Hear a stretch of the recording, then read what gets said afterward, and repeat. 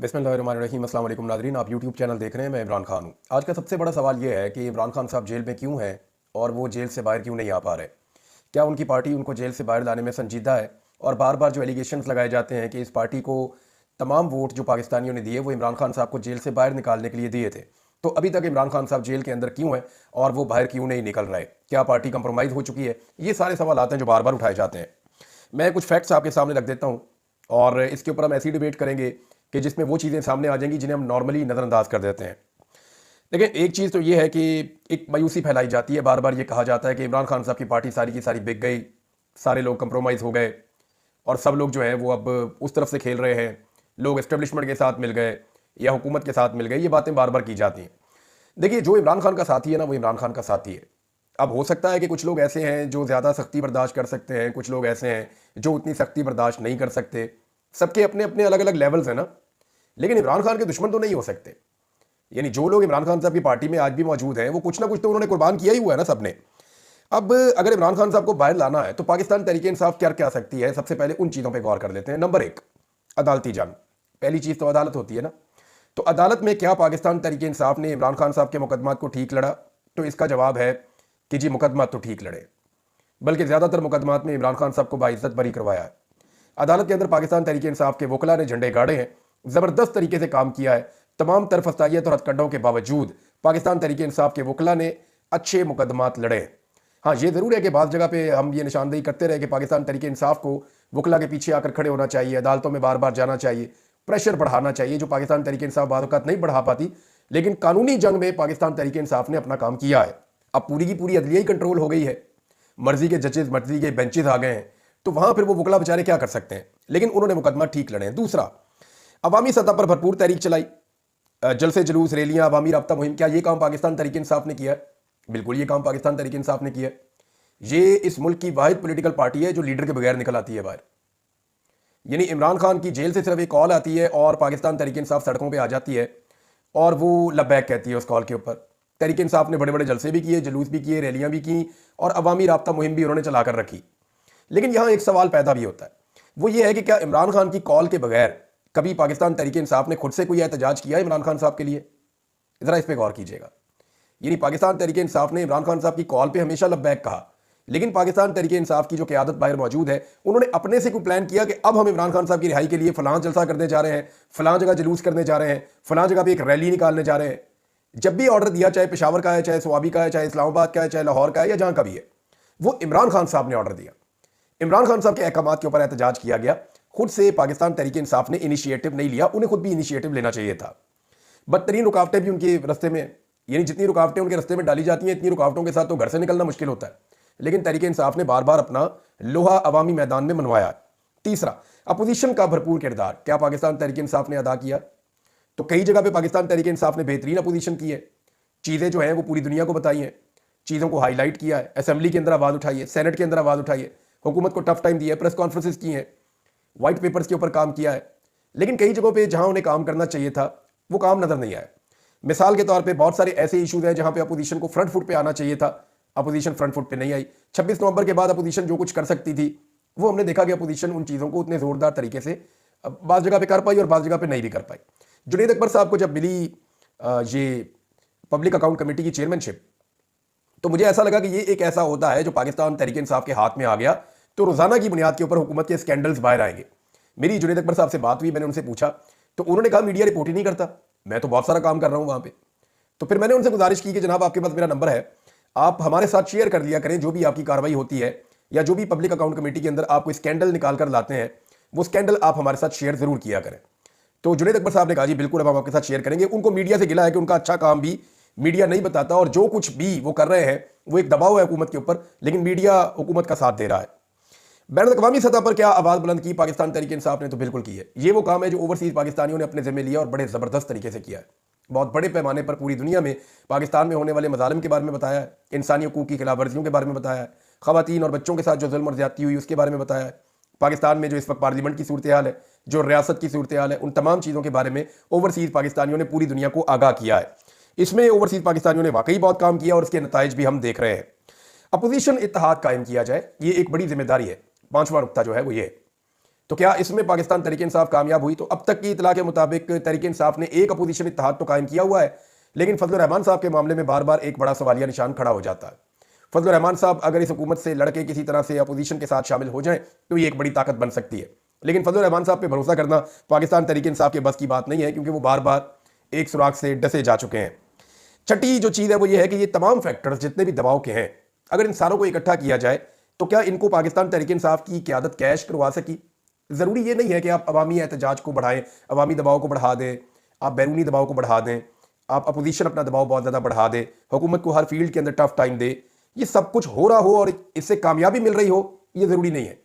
हो ये रहा है कि पाकिस्तान तहरीक इंसाफ अगर मुख्तलिफ शोबों में बहुत अच्छा डिलीवर कर भी रही है तो वो उसको कैश नहीं कर पा रही।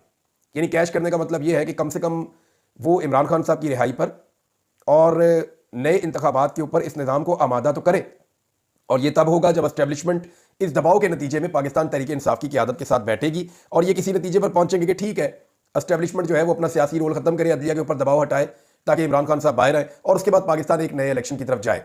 तो ये जो आखिरी नुकता है, यहाँ पे अभी तक मुझे कोई सरगर्मी नज़र नहीं आती। पाकिस्तान तहरीक इंसाफ के कुछ लोग ये दावा करते हैं ऑफ द रिकॉर्ड, और वो बार बार कहते हैं कि हम बहुत करीब पहुंच गए हैं, हमारे एस्टेब्लिशमेंट से भी मुज़ाकरात हो रहे हैं, हमारे दीगर जगहों पे भी मुज़ाकरात हो रहे हैं, बैकडोर चैनल हमारे राब्ते खुले हुए हैं, और ये जो प्रेशर एक अवामी बनता जा रहा है या बैरूनी प्रेशर बढ़ता जा रहा है, इसके नतीजे में हम कोई फैसला करने वाले हैं, लेकिन हमें कोई फैसला होता हुआ दिखाई नहीं देता। यानी अब तक की जो सूरत हाल है उसमें तो पाकिस्तान तहरीक इंसाफ किसी भी जगह पे किसी भी सूरत में कुछ हासिल करने में अभी तक कामयाब नहीं हुई। अच्छा, अब आ जाए आप दो नए प्रोपेगेंडास है, ये बड़ी खौफनाक चीज़ है, मैं आपके सामने रख देता हूँ। एक तो इमरान खान साहब जो आर्टिकल लिखते हैं ना जेल से, उसके बाद काफ़ी दिनों तक एक प्रॉब्लम क्रिएट हो जाती है। प्रॉब्लम क्रिएट ऐसे हो जाती है कि पाकिस्तान में इमरान खान के अलावा कोई दूसरा ऐसा सियासी स्टफ मौजूद नहीं है, किसी लीडर की सूरत में, किसी बड़े आदमी की सूरत में, किसी पार्टी के मेन रहनुमा की सूरत में, जो इतने बड़े बड़े आलमी सतह के अखबारात के अंदर या जरीदों के अंदर कोई आर्टिकल लिख सके। कोई भी नहीं लिख पाता। यानी नवाज शरीफ साहब आर्टिकल लिखना तो दूर की बात है, वो आर्टिकल पढ़ते भी नहीं है। बिलावल या जरदारी साहब हैं, उनका भी पढ़ने लिखने से कोई ताल्लुक नहीं है। बाकी जो लोग हैं उनका भी कोई ऐसा पढ़ने लिखने से ताल्लुक नहीं है। तो बड़ा प्रॉब्लम यह है कि इमरान खान साहब क्योंकि लिखने पढ़ने वाले आदमी हैं, वो आर्टिकल्स लिखते हैं और पूरी दुनिया के अंदर पढ़े जाते हैं, तो यहाँ पे एक अजीब सी सिचुएशन पैदा हो जाती है, एक एहसास कमतरी पैदा हो जाता है। और उस एहसास कमतरी के बाद बजाय इसके कि अपनी कमी को पूरा किया जाए या अपनी लीडरशिप को ये कहा जाए कि वो पढ़े लिखे, को थोड़ा सा पढ़ने लिखने का काम करे, थोड़ी सी मेहनत करें, वो करते ही है कि इमरान खान के ऊपर अटैक कर देते हैं कि इमरान खान ने आर्टिकल कैसे लिखा। यानी बार बार ये सवाल उठाए जाते हैं कि जनाब जेल में तो उसके पास कागज़ पेन नहीं है, जनाब जेल में तो इमरान खान के पास ट्विटर नहीं है, उनके पास इंटरनेट नहीं है, तो फिर इमरान खान साहब ऐसे एक परफेक्ट आर्टिकल कैसे लिख देते हैं और वो आर्टिकल कैसे बैरून मुल्क जाकर छप जाता है और दुनिया के इतने बड़े बड़े इदारों से कैसे छाप देते हैं, ये सवाल लोग उठाते हैं। तो मामला ये है कि अगर आर्टिकल बाहर कैसे आता है, आर्टिकल लिखा कैसे जाता है, आर्टिकल छप कैसे जाता है, अगर ये आप लोगों को पता होता तो आप लोग इमरान खान की जगह पे नहीं होते। भाई इमरान खान आप लोगों से अलग इसलिए है कि वो आपसे 4 कदम आगे चलता है। जब इमरान खान साहब बाहर आ जाएंगे तो आप उनसे पूछ लीजिएगा कि जनाब आप आर्टिकल कैसे लिखते थे और कैसे वो पहुंचते थे और किस तरीके से वो इन्फॉर्मेशन जो है वो पास ऑन होती थी और कैसे वो आलमी सतह के बड़े बड़े अखबारात के अंदर, जरीदों के अंदर छप जाती थी। जब बाहर आएंगे तो पूछ लीजिएगा। फिलहाल एक मरतबा फिर शौकत खानम के ऊपर हमला शुरू किया गया है।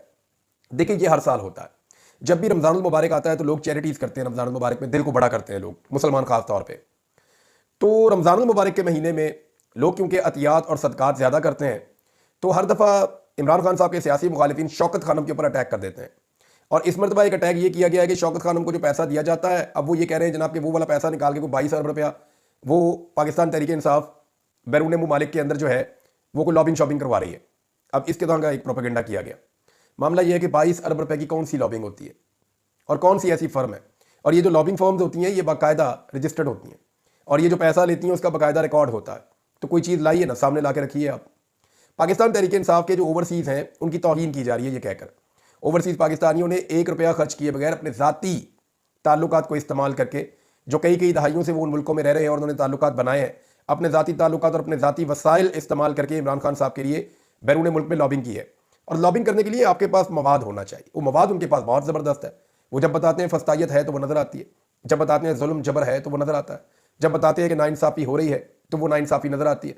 लिहाजा ओवरसीज़ पाकिस्तानियों के लिए ये टारगेट इतना मुश्किल था नहीं। बहरहाल उन्होंने ये किया है। अब शौकत खानम के ऊपर दोबारा से अटैक किया गया कि जनाब शौकत खानम का पैसा इस्तेमाल होता है। शौकत खानम का अपना ऑडिट है, उसकी रिपोर्ट मौजूद है, जाके आप पढ़ लें। तो मेरी तमाम लोगों से ये गुजारिश है कि शौकत खानम में क्योंकि गरीबों का इलाज होता है, बहुत सारे लोगों को पैसा देकर इलाज करवाते हैं जिनके पास पैसा है, और जो लोग नहीं दे सकते उनका इलाज मुफ्त भी किया जाता है। खासतौर पर बच्चों को और नौजवानों को प्रायोरिटी दी जाती है क्योंकि उनकी बहुत ज़िंदगी पीछे पड़ी हुई होती है। और फिर शौकत खानम के एक के बाद एक और इमरान खान साहब ने पेशावर में, फिर कराची में भी ये प्रोजेक्ट चला रहे हैं, उसको आगे बढ़ा रहे हैं। लिहाजा मेरी पूरे पाकिस्तान से और पूरी दुनिया में जो भी लोग रहते हैं उन सबसे गुजारिश है कि शौकत खानम को वो चंदा दे और किसी प्रोपेगेंडे का हिस्सा ना बने। नाज़रीन, मीना खान अफरीदी साहब इमरान खान साहब के एक दरीना साथी हैं। इन्होंने एक स्टेटमेंट जारी किया है और ये स्टेटमेंट बहुत इंपॉर्टेंट है। मैं स्टेटमेंट एज इट इज आपको पढ़ के सुनाता हूँ। मीना खान अफरीदी साहब ये कहते हैं अपनी असेंबली में खड़े होकर कि हमारे पास आखिरी ऑप्शन ये है कि अब हम खैबर पख्तूनख्वा असेंबली को उठाकर अडियाला जेल के बाहर ले जाएं और वहां पर इजलास करें, और तब तक इजलास करें जब तक हमारी इमरान खान साहब से मुलाकात नहीं करवा दी जाती। ये असेंबली इमरान खान साहब की अमानत है। यहाँ पे जो 95% लोग जीत कर आए हुए हैं वो इमरान खान साहब की वजह से जीत कर आए हुए हैं, और अब हमें ये करना होगा। यानी इमरान खान साहब से मुलाकात तो एक ख्वाब ही बना दी है पाकिस्तान तहरीक इंसाफ के लोगों के लिए। हत्ता के जो वज़रा हैं उनको भी इजाज़त नहीं दी जाती कि वो जाएं और जाकर इमरान खान साहब से मुलाकात कर लें।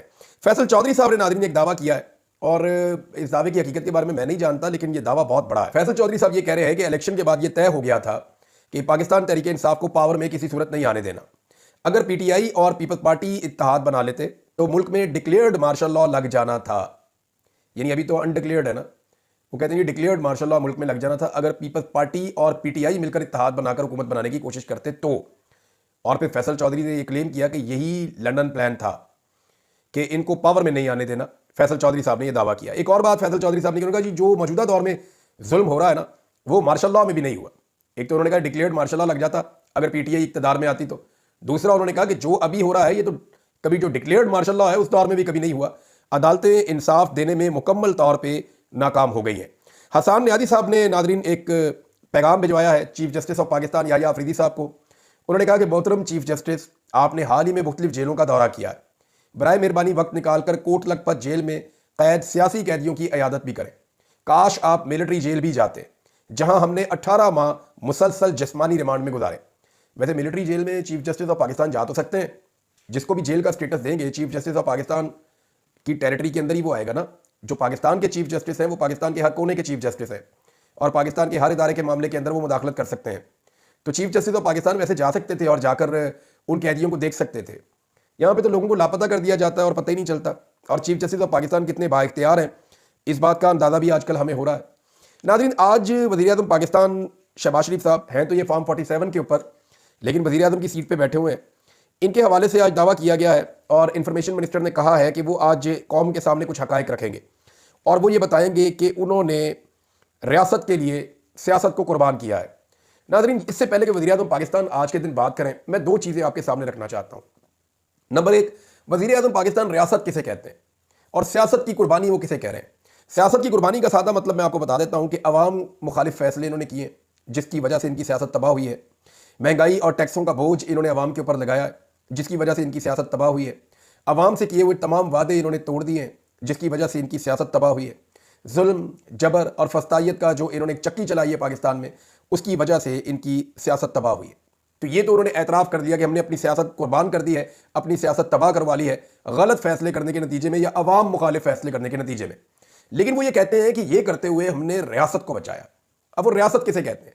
अगर तो शहबाज शरीफ साहब एक इदारे को या चंद लोगों को रियासत कहते हैं तो फिर तो उनकी बात समझ आती है।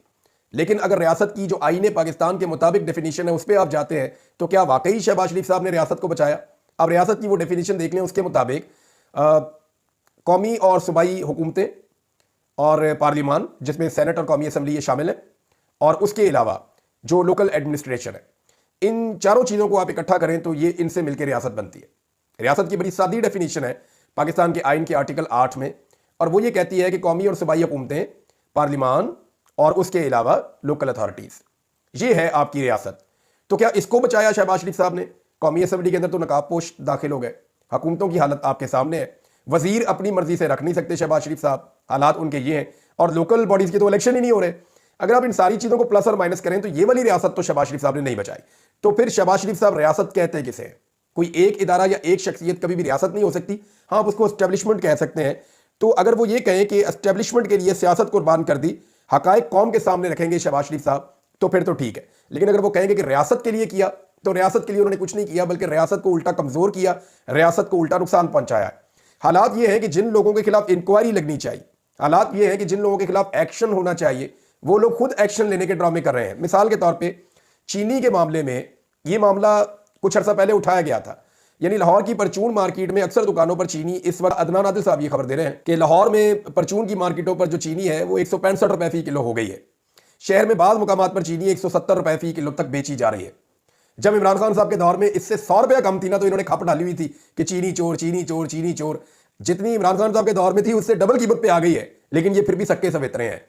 इमरान खान साहब के दौर से डबल कीमत के ऊपर चीनी बेचकर भी ये ईमानदार है और ये रियासत बचा रहे हैं। जनाब, अब इन्होंने कहा यह कि जब बरामद की इजाजत दी थी, जिस वक्त इन्होंने कहा कि चीनी को पाकिस्तान से बाहर भिजवा दो, उस वक्त पाकिस्तान की मीडिया ने, हत्ता कि मैंने खुद निशानदेही की थी कि यह काम मत करें, कल को आपको मुसीबत पड़ जाएगी, पाकिस्तान में चीनी महंगी हो जाएगी, आप ये ना करें। लेकिन शुगर माफिया को फायदा दिया गया और जब बरामद की इजाजत दी थी तो इन्होंने भड़क मारी थी कि कीमत 2 रुपए भी नहीं बढ़ने देंगे। अब कीमत 20 रुपए से ज्यादा बढ़ गई है। ये जनाब इन्होंने किया चीनी के साथ, और अभी खुद ही कहते हैं जनाब हम इंक्वायरियां लगा रहे हैं, खुद ही कहते हैं जनाब हमने फलां जगह के ऊपर जो है वो चीनी को ये कर देंगे, फलां जगह पे ये कर देंगे। भाई आप जिम्मेदार हैं। जब आपने चीनी को पाकिस्तान से बाहर भिजवाया था तो उस वक्त आपको यह कहा गया था कि पाकिस्तान में महंगी हो जाएगी, और आपने कहा था कि पाकिस्तान में 2 रुपए भी महंगी नहीं होने देंगे, और अब पाकिस्तान में 20 रुपए महंगी हो रही है। बजाय इसके कि आपके ऊपर मुकदमा दर्ज किया जाए और आपके खिलाफ कानूनी कार्रवाई की जाए, आप उल्टा ड्रामा कर रहे हैं जनाब कि हम अवाम को बचाने के लिए बड़ा एक्शन ले रहे हैं चीनी के मामले में। ये लोगों को बेवकूफ़ बनाते हैं नाज़रीन। ये खुद एक माफिया है, और क्योंकि पाकिस्तान के सियासतदानों की ज़्यादातर चीनी की मिले, लिहाजा उन्हें फ़र्क ही कोई नहीं पड़ता। शाहिद खकान अब्बासी साहब ने एक स्टेटमेंट दिया नाज़रीन, और ये जो यूक्रेन के सदर के साथ एपिसोड हुआ उसके बाद उन्होंने ये स्टेटमेंट दिया है। शाहिद खकान अब्बासी साहब कहते हैं कि जो सूरत हाल यूक्रेन के सदर के साथ हुई है वही हमारे साथ हो सकती है।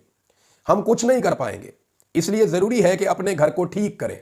यानी पाकिस्तान को चाहिए कि वो पहले ही अपने मामलात को ठीक करे, इससे पहले कि ये लड़ाई बड़े पैमाने पर पाकिस्तान के गले पड़ जाए। यानी हमें ये बात समझनी पड़ेगी ना पाकिस्तान को कि जो पंगे लिए हुए हैं उनको अब समेटना पड़ेगा। जो यूक्रेन के सदर के साथ हुआ, क्या शहबाज शरीफ साहब इतना दबाव बर्दाश्त कर पाएंगे? मुझे तो नहीं लगता। शहबाज शरीफ साहब तो पाकिस्तान में छोटा सा दबाव बर्दाश्त नहीं कर पाते, या पाकिस्तान की जो मिलिट्री एस्टेब्लिशमेंट है उनका तो रिकॉर्ड अमेरिका के मामले में बहुत सीधा स्ट्रेट है, वो तो बिल्कुल दबाव लेंगे ही नहीं। लेकिन क्या पाकिस्तान की जो मौजूदा सियासी क़यादत है वो दबाव ले पाएगी? तो मेरी नज़र में उनके लिए बहुत मुश्किल होगा कि वो अमरीकी दबाव ले पाएँ। और शाहिद खकान अब्बासी साहब ने बाकायदा इस हुकूमत को वार्न कर दिया है, और वो ये बता रहे हैं कि आपके साथ ये हो सकता है, लिहाजा बच कर रहे हैं। खबरें हैं नाज़रीन और भी मेरे पास, ये मैं आपके साथ फिर बाद में शेयर कर लूँगा। अब तक के लिए इतने, अपना ख्याल रखिएगा, अपने इस चैनल का भी अल्लाह हाफ़िज़।